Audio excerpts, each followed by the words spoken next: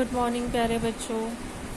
आज हम 10वीं कक्षा का जो पाठ आप पढ़ रहे हो अभी वो है जैव प्रक्रम यानी कि लाइफ प्रोसेसेस।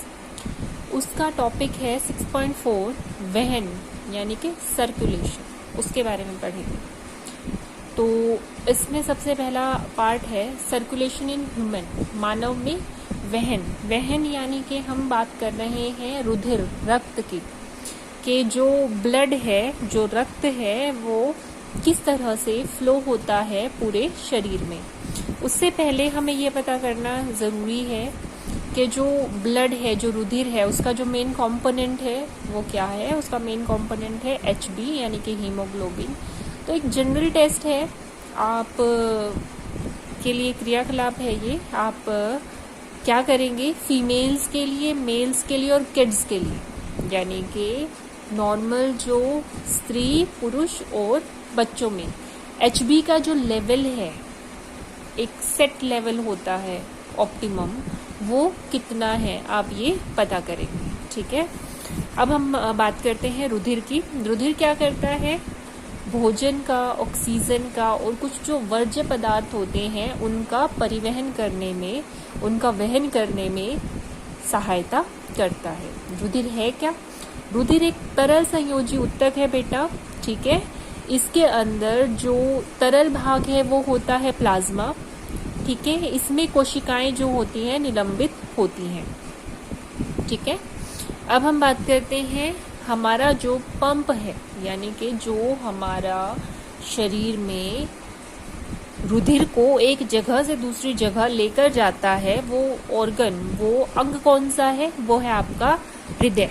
ठीक है, आपका जो हृदय है ये एक पेशीय अंग है जो मुट्ठी के आकार के बराबर होता है। ठीक है, और मानव हृदय जो है ये 4 कोष्ठ यानी कि 4 कमरे आप कह सकते हो, कोष्ठ को कमरों में, मतलब 4 हिस्सों में बटा होता है। किस हिसाब से है ये हिस्से, ये डायग्राम देखो, 2 तो होते हैं इसमें आलिंद, एक दाया आलिंद और एक बाया आलिंद। ठीक है, और 2 इसमें होते हैं नीले। ऊपर वाले जो है वो आलिंद है, नीचे वाले जो है वो नीले हैं। ठीक है, आलिंद को हम बोलते हैं ऑरिकल्स और नीले को हम बोलते हैं वेंट्रिकल्स। ठीक है, अब हम इसको थोड़ा सा डिटेल में समझने की कोशिश करेंगे कि किस प्रकार से हमारा हृदय रुधिर को पंप करता है। तो होता क्या है बेटा, हमारा जो हृदय है वो 4 हिस्सों में बटा हुआ है और इस तरीके से बटा हुआ है कि बीच में एक सेप्टम होता है, एक वॉल होती है जो बिना ऑक्सीजन वाले खून को और ऑक्सीजन वाले खून को अलग अलग रखता है, मिलने नहीं देता। ठीक है, पहली चीज तो ये। अब हम बात करते हैं जो ऑक्सीजनीकृत रुधिर होता है, यानी कि ऑक्सीजनेटेड जो ब्लड है। ऑक्सीजनेटेड ब्लड कहाँ से आएगा, फुफ्फुस यानी लंग्स से, क्योंकि फेफड़ों ने ऑक्सीजन ली है, जब हमने सांस लिया तो उन तक ऑक्सीजन पहुंची है। तो फेफड़ों में ज्यादा मात्रा में क्या है, ऑक्सीजन वाला खून है। ये आता है आपके बाएं आलिंद में, बाया जो आपका आलिंद है ये उसमें आया। जो लाल हिस्सा दिख रहा है आपको वो है ऑक्सीजन वाला। ठीक है, अब इसमें क्या होगा कि यहाँ आने के बाद सारा जो ब्लड है वो इकट्ठा होना शुरू हो जाएगा, इसमें इकट्ठा होता रहेगा। ठीक है, जब इसमें इकट्ठा हो रहा है तो उस टाइम पे ये शिथिल यानी कि ये शांत होता है। अब इसके बाद क्या होगा, बाया निलय जो है वो फैलना शुरू कर देगा। जैसे इसमें इकट्ठा हो जाएगा, ठीक है, वो खत्म हुआ, इकट्ठा हो गया, उसके बाद निलय ने फैलना शुरू कर दिया। निलय फैलना का मतलब है कि इसमें ब्लड आना शुरू हो जाएगा। कैसे, ऊपर जो आलिंद है वो संकुचित हो जाएगा, वो प्रेशर लगाएगा। यहाँ पे बेटा वाल्व्स होते हैं, बाइकस्पिड एंड ट्राइकस्पिड वाल्व होते हैं जो खुलते हैं। खुलने के बाद इसमें सारा का सारा ब्लड इकट्ठा हो जाता है, ऑक्सीजन वाला खून इसके अंदर आ गया।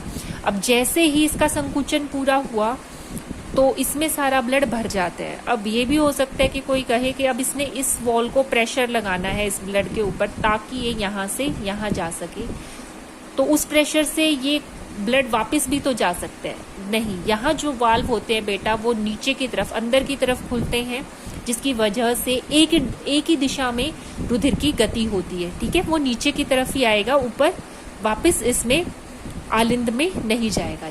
तो फिर क्या होगा कि अब जब नीले है, जो नीचे वाला हिस्सा है, नीले संकुचित होगा। ठीक है, नीले संकुचित होगा तो ये रुधिर जो है महाधमनी यानी वाहिकाओं द्वारा शरीर के अलग अलग हिस्सों में पहुंच जाएगा। यहाँ गौर करने वाली जो बात है, जब ऑक्सीजन वाला रुधिर पूरे शरीर में जाना है, यानी कि पूरे शरीर में जाने के लिए इसको प्रेशर ज़्यादा चाहिए, इसको दबाव ज़्यादा चाहिए, तो ये जो वाल्व है ना, ये भित्ति जो है हृदय की, ये दीवार, ये बहुत मोटी होती है ताकि वो इतना प्रेशर लगा सके और वो सहन कर सके। ठीक है, अब हम बात करते हैं बिना ऑक्सीजन वाले रुधिर की। बिना ऑक्सीजन वाला रुधिर कहाँ आएगा? ये आएगा आपके दाएं भाग में। दाएं भाग में ये कहाँ से आया? यानी कि पूरे शरीर से इकट्ठा किया हुआ खून आके इसमें इकट्ठा हो जाता है। ठीक है, अब जब ये संकुचित होगा तो ये नीले में चला जाएगा। नीले में चला जाने के बाद जब तक वो जा रहा है, ठीक है, जैसे ये खत्म हुआ तो ये जो वॉल्व्स हैं ये ऊपर की तरफ बंद हो जाएंगे। उसके बाद जो आपका निलय है ये संकुचित होगा।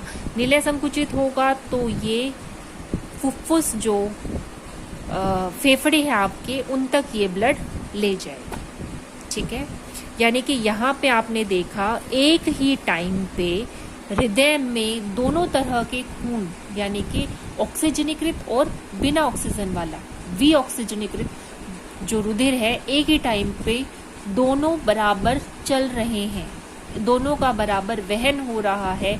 इसी को हम बोलते हैं दोहरा परिसंचरण, डबल सर्कुलेशन।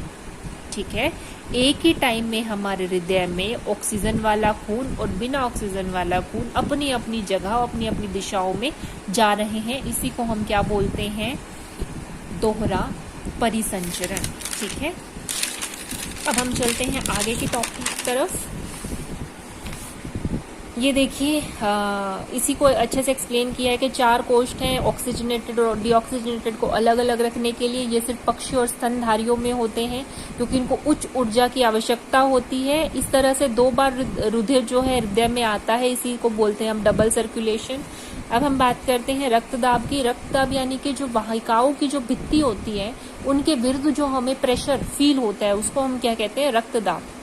अब कहते हैं धमनी के अंदर जो रुधिर का दाब है वो निलय प्रकुंचन दाब कहलाता है। ठीक है, यानी कि हाई ब्लड प्रेशर, और इसकी नॉर्मल वैल्यू जो होती है 120 mmHg होता है मरकरी। ठीक है, निलय अनुशिथिलन के दौरान जो धमनी के अंदर का दाब होता है उसे अनुशिथिलन दाब यानी कि लो ब्लड प्रेशर कहते हैं, जिसकी वैल्यू होती है 80 mmHg। रुधिर वाहिकाएं, आपको पता है 2 रुधिर वाहिकाएं होती है। धमनी यानी कि जो रुधिर को हृदय से शरीर तक पहुंचाती हैं, इनकी भित्ति थोड़ी सी मोटी होती है, लचीली होती है। ये क्यों होती है ऐसे? क्योंकि रुधिर जो होता है हृदय से उच्च दाब से निकलता है, क्योंकि इनको पूरी बॉडी के अंदर ब्लड को ले जाना होता है। उसके बाद है शिराएं। शिराएं यानी कि जो रुधिर को शरीर से हृदय में वापस लेके आती हैं। ठीक है, ये ऊपर ही होती है, वो थोड़ा सा डीप रूटेड होती है। शिराएं जो होती हैं